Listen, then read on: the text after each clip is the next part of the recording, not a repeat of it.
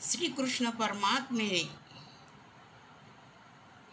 अर्जुनाला जो 9व्या अध्यायामध्ये यज्ञ सांगितला की तो यज्ञ केल्यानंतर ती यज्ञ देवता तुला प्रसन्न होईल. मग तो यज्ञ कसा करायचा? तर तो यज्ञ 9व्या अध्यायामध्ये 15व्या श्लोकात सांगितलेला आहे.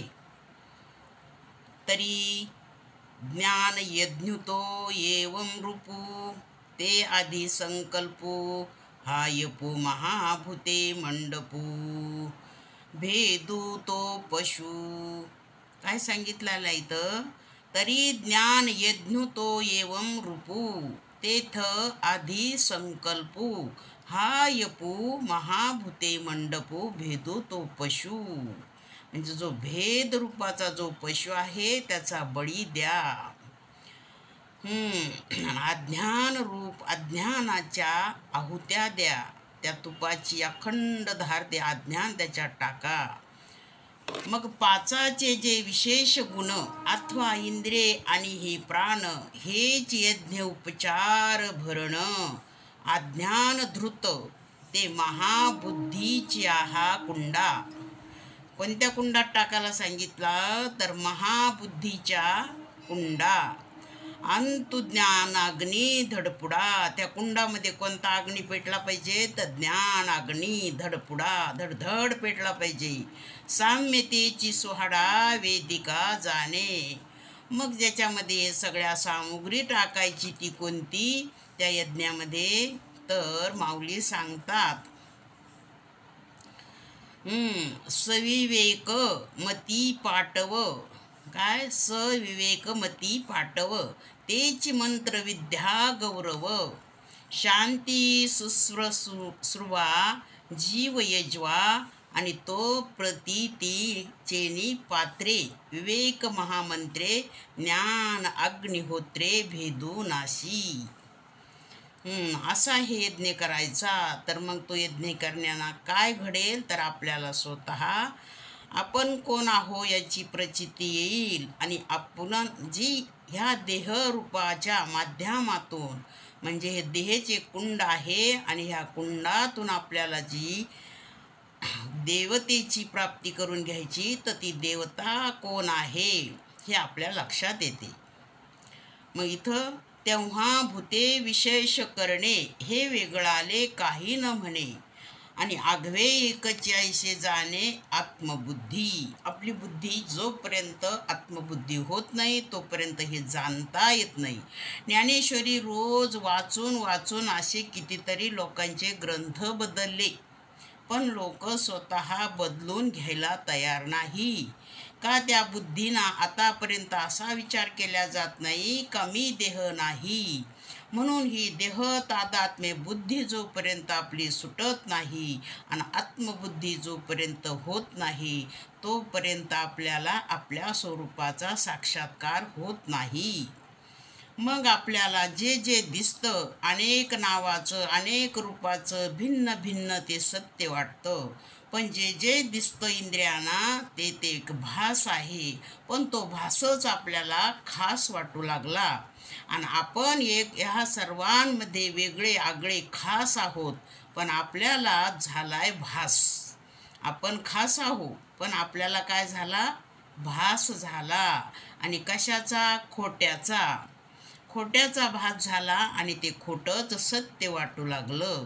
म्हणून तिथं एकदा अर्जुनाला प्रचिती येते. तो अर्जुन स्वतःचा अनुभव सांगतो की तो म्हणतो जैसा चैला तो अर्जुन म्हणे स्वप्नीची ही विचित्र शैना मीच झालो होतो ना निद्रावशे.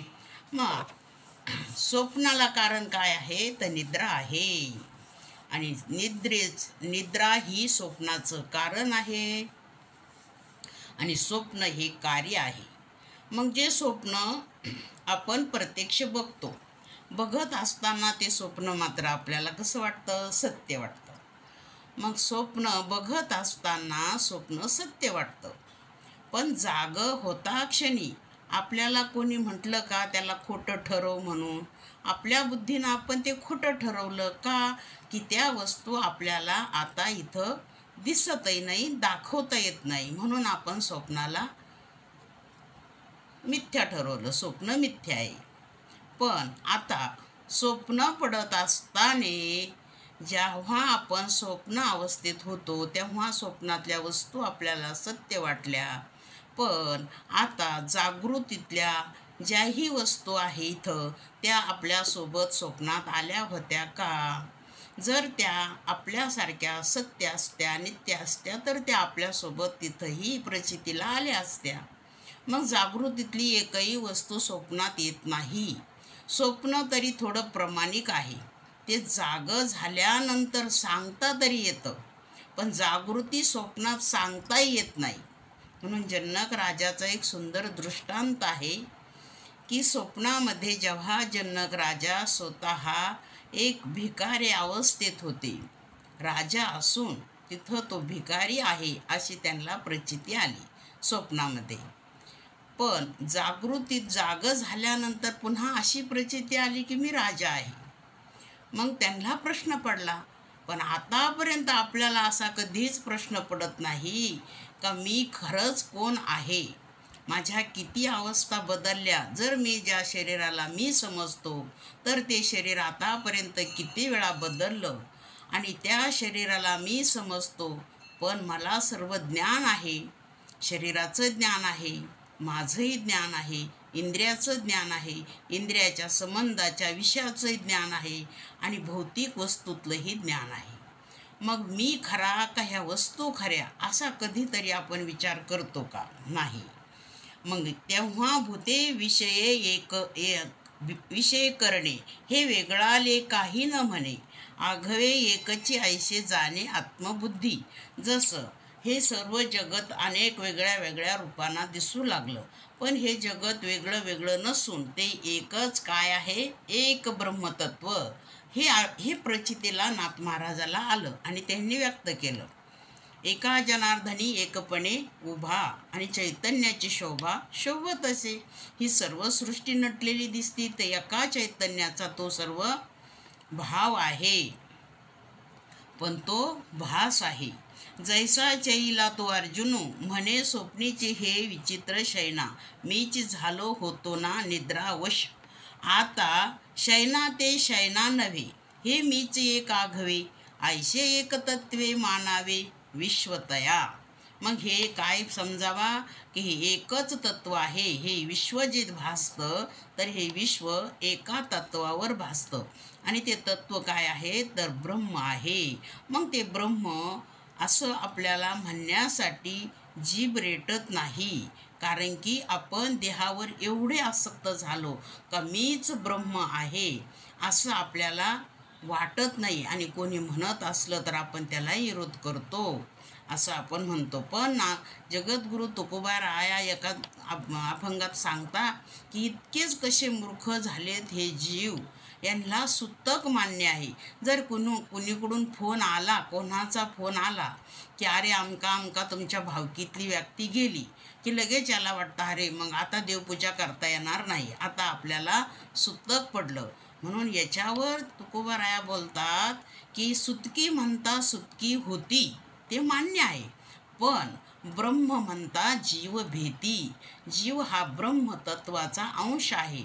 मग तोच जीवदशेला आला अज्ञानामुळे, आणि याचं अज्ञान निवृत्त झालं की हाच जीव ब्रह्मतत्व आहे असं याला प्रचितीला येईल. पण त्याला ब्रह्म म्हणतात, त्याला भीती वाटते, मी कसं ब्रह्म असू शकतो, मी तर जीव आहे. अशी त्यांनी एक दृढ कल्पना आपली स्वीकारली, केवळ स्वरूपाच्याच अज्ञानामुळे, म्हणजेच आपल्यालाच आपलं अज्ञान झाल्या कारणाने. आता मग तो जीव हे भाष्य सरे. मग काय होतं म्हणे, हे जीव शब्दच नष्ट होतो. मग तो जीव हे भाष्य सरे आणि ब्रह्म परमात्म बोधे भरे. मग मी परमात्म तत्व आहे असा बोध होतो, आणि त्या बोधाने तो भरतो भरे. म्हणजे आई आई आईसे हे भजती ज्ञान धरे एकत्वे येणे, ज्ञान धरे एकत्वे. मग एकनिष्ठेने जे असे भजतात, अथवा अनादि हे अनेक, जे अनासारिखे एक, एक आणि नामरूपाधिक तेही विषम. ह्यांचं नाम वेगळं, रूप वेगळं, सगळी विषमता आहे. म्हणजे ह्या ज्या ज्या इंद्रियांना दिसतात वस्तू त्या त्या विषम आहे, एकसारख्या नाही. म्हणून नामरूप हे मायेचं आहे. म्हणून विश्व भिन्न परी न भेदे तयाचे ज्ञान, जैसे अवयव तरी आन आन परी एकाची देहाचे. शरीराचे अवयव जसे भिन्न भिन्न आहे, पण तरी सुद्धा त्या एकाच शरीराचे आहे. म्हणजे त्याच शरीराचे, एकाच शरीराचे सगळे अवयव मिळून शरीर हा शब्द तयार झाला. तसं जगत म्हणजे सर्व जड वस्तू एकत्रित आल्या आणि त्या सर्व जड वस्तू मिळून जग तयार झालं. मग जगत म्हणजे जडाचं, म्हणजे कल्पनेचं आहे. कल्पना ही जड आहे, म्हणजे कल्पितच आहे. तसं सत्य शोधायचं. मग हे कोणाला, हे जड आहे पण कोणाला सत्य वाटलं, की जो सत्य आहे, नित्य आहे, आणि त्याच्या सत्यत्वामुळे हे जडसुद्धा सत्य वाटू लागलं. आता ह्या शरीरात जो मंगल आहे, शुद्ध आहे, बुद्ध आहे, तो ह्या शरीरात असल्या कारणाने हे अमंगळ शरीर सुद्धा पवित्र आणि शुद्ध वाटतं. मग शरीराचा स्वभाव तर इतका अमंगळ आहे, याचा कुठेही पवित्र असा शब्द याला नाही. सर्व शरीरामध्ये दुर्गंधीची धार सांगितलेली आहे. म्हणून मदालसा ह्या गीतामध्ये, अभंगामध्ये सुंदर वर्णन केलेलं आहे शरीराचं. शरीर कसं आहे, मळमूत्राचा बांधा आहे असं हे शरीर आहे. पण ह्या शरीरामध्ये मध्यभागी परब्रह्म साध्य होतो, ह्याच देहामध्ये, अन्य देहात नाही. म्हणून असं सुंदर आणि सरळ ज्ञानेश्वर महाराजांनी चिंतन मांडलं आणि सर्वांना कळण्यासारखा विषय आहे. पण आपली बुद्धी तशी होत नाही, म्हणून आपल्याला हा विषय कळत नाही असं होऊच शकत नाही. म्हणून तर लोपले ज्ञान जगी हित नेनंती कोणी. अरे इथं कोणी नेमतं होतं का? का ज्ञान लोपलं? कारण की बुद्धी तशी नाही, म्हणून ज्ञान लोपलं. तशी बुद्धी झाली की आपल्याला लगेच ह्या दोन गोष्टी भिन्न आहे असं प्रचितीला येतं. दीपकळिका धाकुटी परी बहु तेजा ते प्रगटी, तैशी सद्बुद्धी हे थेकुटी म्हणू नाही. म्हणून हे सत्य कळण्यासाठी बुद्धीसुद्धा आपल्याला सत्य लागती. सतबुद्धी जेव्हा होती तेव्हा सत्य आपल्याला कळते.